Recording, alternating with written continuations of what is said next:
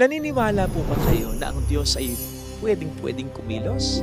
Kahit saan, kahit kailan, at kahit kanino pa man? Siyempre naman, di ba? Dahil Diyos siya. Pero bakit ganon? May mga pagkakataon, nililimitahan natin ang Panginoon. Narinig po natin sa ating mabuting balita ang pagkagalit ng mga kababayan mismo ni Kristo sa Kanya. At yun ay dahil hindi nila matanggap ang kanyang pagmamalasakit at pagmamahal sa iba. Pag sinabi pong iba, yung hindi Hudyo, yung mga hindi nila kababayang Hudyo, yun ang iba para sa kanila sapagkat mataas noon sa bagay, pati pa rin hanggang ngayon para sa mga ibang Hudyo, mataas ang tingin nila sa sarili nila. So much so na, halimbawa, pagdating sa usapin ng kaligtasan, sila lang ang may karapatan. Sila lang ang dapat na makinabang.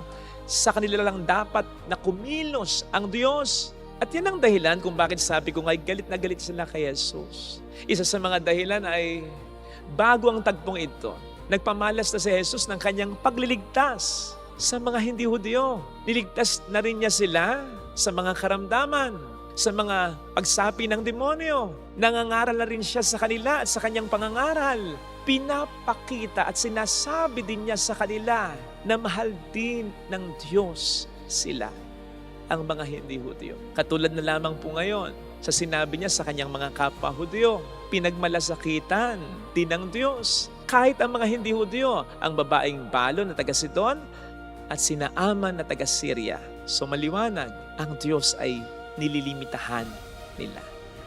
Ayaw nilang tanggapin ang katotohanan ng Diyos ay pupwedeng kumilos kahit sa iba. Actually, hanggang ngayon, maraming mga Hudyo ang hindi naniniwala kay Kristo bilang Diyos din na totoo.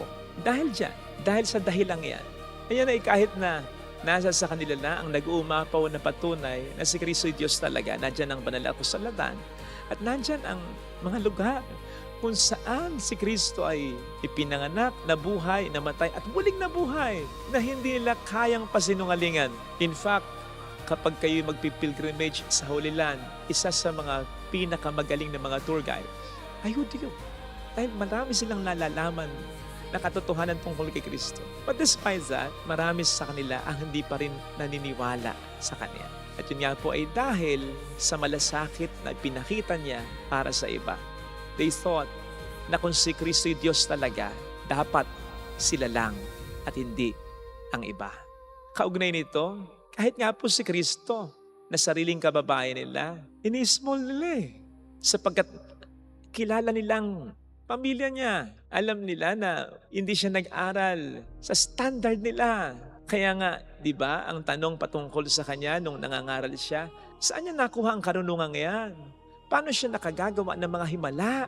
And so kahit na si Kristo, nakababayan na nilang Hudyo, ay ayaw pa rin lang paniwalaan. Dahil para sa kanila, ang Diyos ay hindi po pwedeng kumilos sa mga tulad niya na mahirap lang at hindi kilala.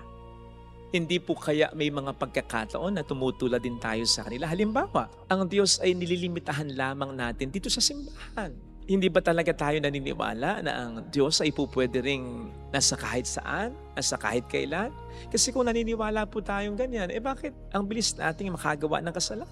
Tama naman kahit sa loob ng simbahan ay nakagagawa pa rin tayo ng kasalanan, pero hindi naman ganun tayo kabold gumawa ng kasalanan sa loob ng simbahan kumpara kapag tayo nasa bahay lang, nasa ating pinagtatrabahuhan o nasa lansangan, nasa lipunan na ating ginagalawan. It just goes to show na para sa atin, ang Diyos ay pinupuntahan at iniiwan lamang natin sa simbahan at inaalala lamang natin kung kailan natin kailangan.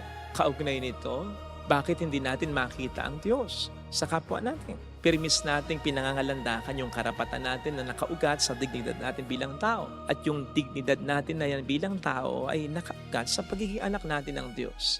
Sa pagiging likha sa atin ng Diyos. Ayon sa kanyang wangis at larawan. Now, bakit kapag nang aapi tayo, nananakit tayo, gumagawa tayo ng masama sa kapwa natin? Hindi natin naisip yan. Hindi natin naiisip na nasa sa kanila din ang dignidad na yan. Hindi natin naiisip na sila rin ay pinananahanan ng Diyos. Tayo lang ba ang anak ng Diyos? Tayo lang ba ang nilikha ng Diyos ayon sa kanyang wangis at larawan? Patunay lamang yan na nililimitahan natin ang Diyos. Sapagkat kung hindi natin nililimitahan ang Diyos, hindi natin maituturing na iba ang kapwa natin dahil sila rin ay mayroong dignidad tulad natin. Narinig po natin sa ating unang pagbasa ang paggaling ni Naaman sa ketong niya na by the way, dati ay walang lunas talaga. Kaya kapag ang isang ketongin dati ay gumaling, ina-attribute agad yun sa Diyos. So, ang Diyos talaga, maging hanggang ngayon naman pero ang konteksto ay pag-usapan lamang natin sa konteksto noon. Nagsimula ang paggaling ni Naaman, ang pagpapagaling sa kanya ng Diyos dahil sa kanyang pakikinig sa isang alipin. Imagine, general po si Naaman, napakataas ng kanyang tungkulin, pero nakinig siya sa isang alipin na iba pa sa kanya, hindi niya kalahi. But then, doon nagsimula ang kanyang kagalingan, ang pagpapagaling sa kanya ng Diyos. Dahil ang Diyos nga naman ay pupwedeng kumilos kahit sa mga tao na hindi natin inaasahan na pupwedeng gamitin ng Diyos. And we know that. Alam natin yan. Pero bakit hindi natin may applyan? Bakit hindi natin magawang igalang? At bakit hindi natin magawang pakinggan ang kapwa natin? Lalo pat kung mas mataas ang antas natin sa kanila, feeling natin mas mataas ang antas ng buhay natin, ng pinag-aralan natin, ng kakayanan natin, o ng katatayuan natin. Kaya minsan nasasabi pa natin, sino pa ba ang dapat mag-adjust? Ako pa ba? Sino bang boss? Sino bang pare? Sino bang president? Minsan sinasabi pa natin, ikaw ang dapat sumunod sa akin. Anak lang kita. Hindi ba po pwedeng matuto rin ang magulang kahit sa anak? Nakita po ninyo yung nangyayari ngayon sa mundo? Kera, mangyayari po ba yan? At magpapatuloy po ba yung mga ganyan? Kung ang mga malalaking bansa lamang ay nakikinig din kahit na sa mga malilit na bansa tulad natin na naapektuhan din. And this kind of war happens anywhere, even in our families, even in our societies, even in our lives as we struggle against sin when we don't really listen to God sa pamamagitan ng mga tao at ng mga pangyayari o bagay na ginagamit niya sa paligid at sa buhay natin. And sana mga kapatid, huwag nating limitahan ang Diyos. Huwag nating limitahan ang kanyang pagkilos. The Spirit blows where it wills. Sapagkat kapag nilimitahan natin siya, tayo ang malilimitahan talaga. Malilimitahan tayo sa grasya at paggabay ng Diyos na ating kinakailangan araw-araw. Imagine, si Kristo mismo ang napalampas, ang sinayang ng kanyang mga sariling kababayan dahil ang Diyos ay lubha nilang lilimitahan. Huwag po sana nating pabayaang mangyari sa atin yan na ang kaligtasan natin dito sa lupa, sa lahat ng kapahamakan at lalong-lalo na sa kabilang buhay, sa walang hanggang kapahamakan, yung kaligtasan natin dyan ay masayang natin at mapalampas natin dahil ang Diyos ay masyadong nilimitahan natin. Sana, ito sana ang hilingin nating biyaya sa ating banal na misa. Amen. Sumainyo ang Panginoon At sumaiyo rin. ang mabuting balita ng Panginoon ayon kay San Lucas. Papuri sa iyo, Panginoon. Noong dumating si Jesus sa Nazareth, sinabi niya sa mga nasa sinagoga, tandaan ninyo, walang propetang kinikilala sa kanyang sariling bayan. Ngunit sinasabi ko sa inyo, maraming babaeng balo sa Israel noong kapanahunan ni Elias nang hindi umulan sa loob ng 3 taon kalahati at magkaroon ng matinding tagunom sa lupaing iyon. Subalit hindi sa kanino man sa kanila pinapunta si Elias, kundi sa isang babaeng balo sa Sarepta, sa lupain ng Sidon. Sa dinami-dami ng mga ketongin sa Israel nung kapanahunan ni Eliseo, walang pinagaling isa man sa kanila. Si Naaman pang taga-Syria ang pinagaling. Galit na galit ang lahat ng nasa sinagoga nang marinig ito.